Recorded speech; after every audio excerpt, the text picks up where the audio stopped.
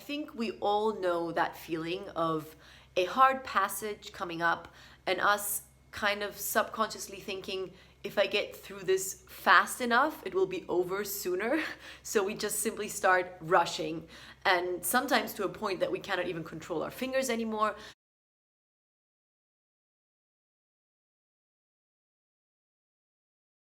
Hi, this is Danai, and today's video is all about common mistakes that pianists make while performing on stage and how you can avoid these.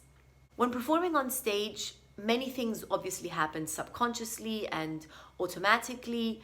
So in order for you to prevent certain mistakes from happening, it already is a big help if you're simply aware of some procedures that are going on in your mind and in your body without you even consciously planning on them happening. I've also made another video about how to beat stage fright and performance anxiety. So if you want some more information on that, feel free to check it out and I will link it in the description box. But now let's get started with the tips.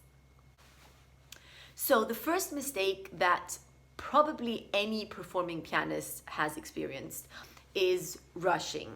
I think we all know that feeling of a hard passage coming up and us kind of subconsciously thinking, if I get through this fast enough, it will be over sooner. So we just simply start rushing, and sometimes to a point that we cannot even control our fingers anymore. And of course, this is not a good solution because you will probably make a mistake and maybe not even be able to actually play it in that incredibly fast tempo. So here are a few thoughts on how you can stop rushing when you're on stage. My first tip when it comes to preventing yourself from rushing on stage is to actually picture the beat and the pulse of the piece in your mind before you play. So consciously think about the tempo before you start playing. On stage, very often things feel slower than they are. So when you start playing, you're playing much faster than what you actually think you're playing. So it really helps to consciously have the pulse in mind. So when you sit down at the piano, I would say think about the tempo that you want the piece to be in. Maybe play the first melody in your head and then start. Don't just go and sit at the piano and then just start playing, because chances are pretty high that you're going to start faster than what you actually planned on. Also, before you go on stage, take into account the hardest passage, maybe the one with the most notes or the fastest passage, and think about that tempo, because often the piece doesn't start with the technically most demanding moment. And then when you get to the hard stuff, you realize, oh, I'm pretty fast right now. And it is much harder to stop yourself from rushing once you are in an already too fast tempo than if you start in the correct tempo. So use the hardest passage to determine the tempo you want to play, and then go on stage, have that pulse in mind, and start playing. Now, even if you start with a great pulse and in the right tempo, of course, that doesn't mean that once a harder passage comes along, you won't rush anyway. So a great tip that one of my former teachers actually taught me is to use language and apply that language to the music. And he always said to take whatever silly sentence that you want to use. So let's say the sentence is, please come here and stay with me, just like that. You can use that sentence and apply it onto the beat. So you can say, please come here and stay with me. What that does is it gives you something to focus on rather than just the pure beat. So it's often very much easier for you to say that in your mind rather than just go to keep the tempo, especially if you're a bit nervous. Also, it helps because it gives you a natural pulse, the natural rhythm of language, rather than just a metronomical beat that is very harsh. So already when you're practicing, I would suggest to use that when any difficult passage comes up where you feel that that could be a potential rushing passage on stage. Try to practice while saying that sentence in your mind, and then when on stage, definitely use it and say it in your mind, and it will force your fingers to go with your words rather than letting them run away. Now, depending on what kind of piece you're playing, whether it is a chamber music piece or a piano concerto with orchestra or a piano solo piece. There are different things that you can do that will stop you from rushing. When you're playing chamber music, I think that is probably the most obvious one. It is to simply listen. Listen to the other musicians.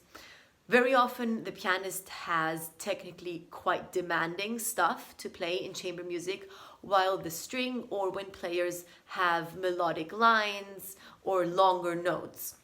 So it often happens that the pianist is very preoccupied with his difficult stuff and rushes ahead.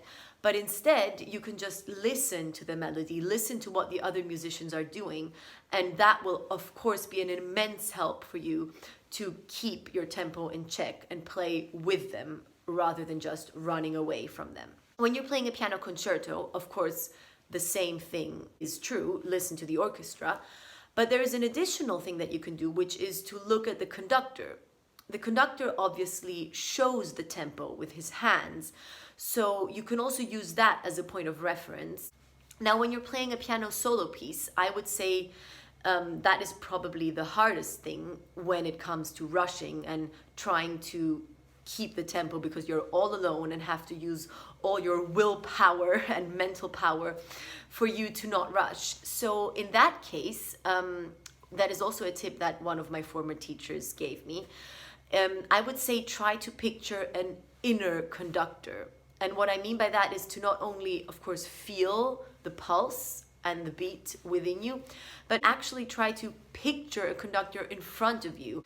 Maybe when you play in your piano lesson, your teacher sometimes moves his hands according to what you're doing. So try to picture something like that, someone standing beside you or in front of you and conducting your music, or you yourself conducting the piece.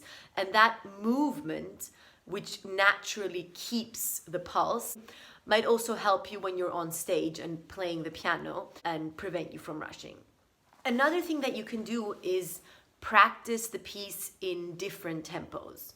And what I mean by that is not just practicing it in a slow and a kind of middle tempo and then the final tempo, but actually try to vary the tempos within that area of the final tempo quite a bit. So if you are using a metronome, for example, and the end tempo is, let's say, 132 beats per minute, try also practicing it 126 beats per minute. Try also practicing 120, 116, slightly below, so that your fingers get used to many different tempos.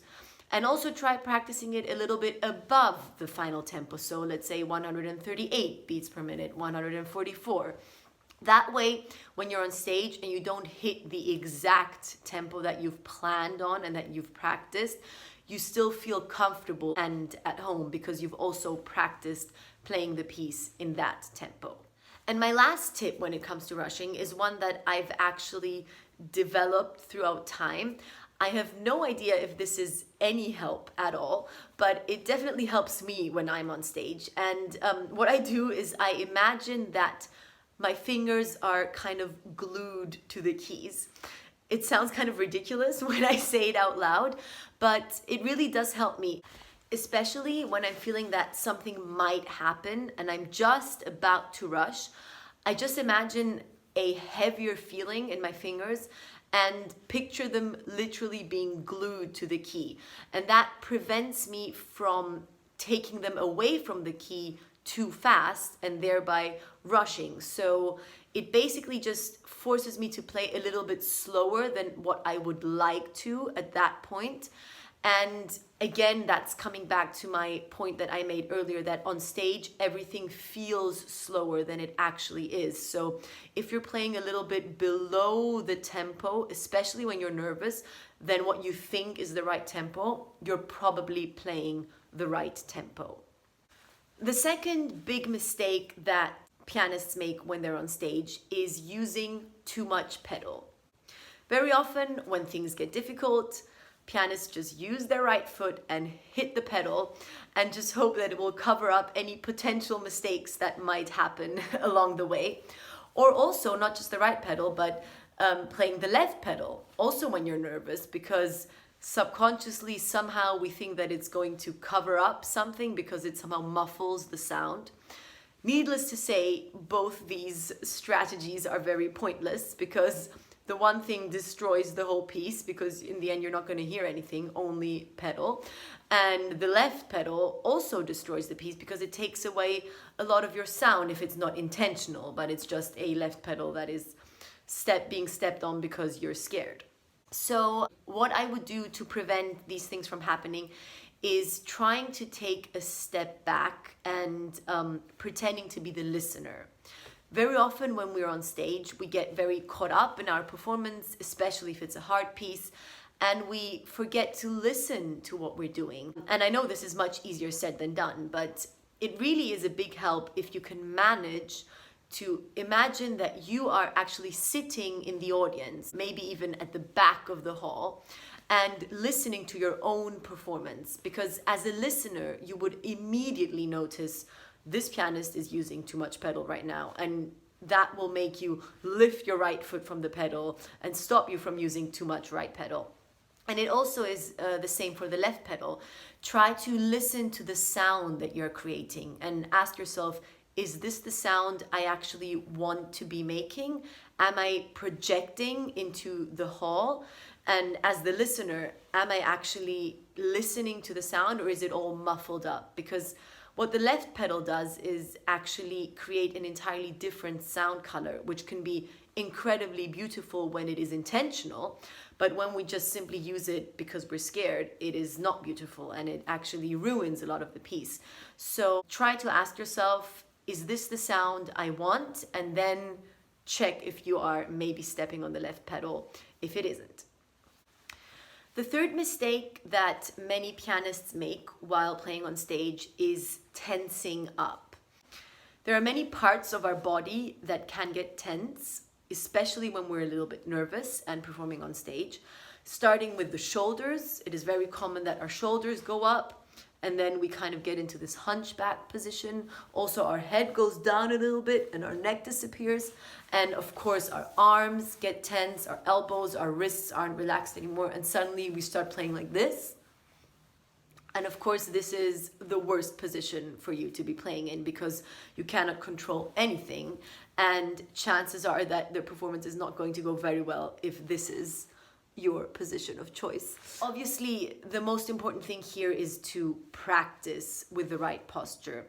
So when you're practicing at home and before the performance, always check your body posture and consciously ask yourself, are my shoulders relaxed?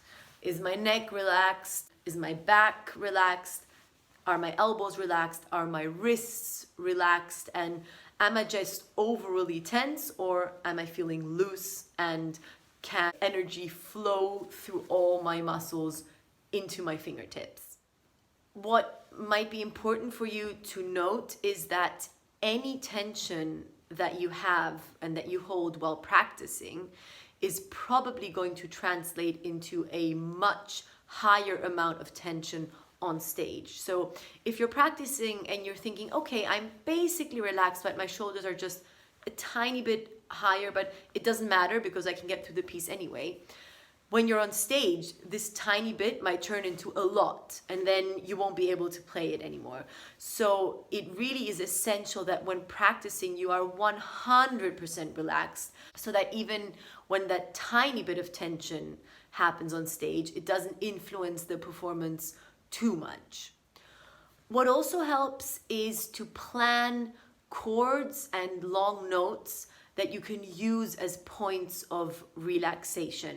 So according to the piece that you're playing, you can mark it in your score whenever there's a long chord in one hand or in both hands, or when you have a break. Try to remind yourself when on stage, okay, this is my point where I'm relaxing. So even if you held some tension before, when you're there, get back to zero. Get back to relaxed mode, and then you can take it from there. So these checkpoints will help you to at least relieve the tension, even if you were a little bit tense before. And this doesn't have to be in a slow piece. It can also be in a fast piece. Let's say you're playing a octave passage. You can use one octave, maybe the highest octave of the passage, and create a kind of bouncing motion, a forward motion. And in that motion, you can consciously practice to relax all your muscles. So when you're on stage and let's say, you know, okay, I got a little bit tense in that octave passage, when that octave comes, you're back to point zero, completely relaxed, and you can continue for the next octaves in a relaxed manner. Another thought that might help you is that once you've pressed the key on the piano, that's the nature of the instrument, there's nothing you can do to influence the sound. We often feel that we're being extra musical and passionate when we press the key and keep pressing it and actually using our muscle actively because we feel that the phrase is going on. But if you think about it, that actually does nothing for the sound, because once the key is down, the sound is created. Unfortunately, we're not playing a string or a wind instrument where the sound can develop once the note has started. This only happens in our mind, and it is very important for it to happen in our mind because that's how we create musical phrases anyway. But speaking from a completely technical perspective, once you press the key, the sound is created and there's nothing you can do to influence it. And that can help you when it comes to tensing up, because when you're playing a melody, instead of really using the muscles non-stop and just pressing that key down with a lot of energy, think about just creating a nice touch, pressing down the key, and then completely relaxing, because then the sound is not going to change anyway, and you can just save your energy, and it's not going to take anything away from the emotion and passion that you want to convey when you're playing. And the final mistake that many pianists make when performing on stage has to do with breathing. Sometimes when hard passages come up, we kind of stop breathing for a moment, or we start breathing in a shallow and irregular way. And this is something that also happens completely subconsciously, and obviously has a big effect on our playing, because breathing is something we have to do to survive. So when that gets interrupted, we can really feel it in our body physically. Also, the muscles that control our breath are connected to many things in our body, like, for example, our spine. So when the flow of breath is interrupted, also the flow of movement is interrupted. So I would recommend, when practicing, to really consciously focus on having an ongoing natural flow of breath, because this will also help you to take some nerves away. And when you're on stage and a hard passage comes up, try to remind yourself not to hold your breath, but rather let it flow and just keep going. So these were my tips for today. I really hope you enjoyed this video, and if you have any other tips, please let me know about them in the comments, and I hope to see you again soon. Bye!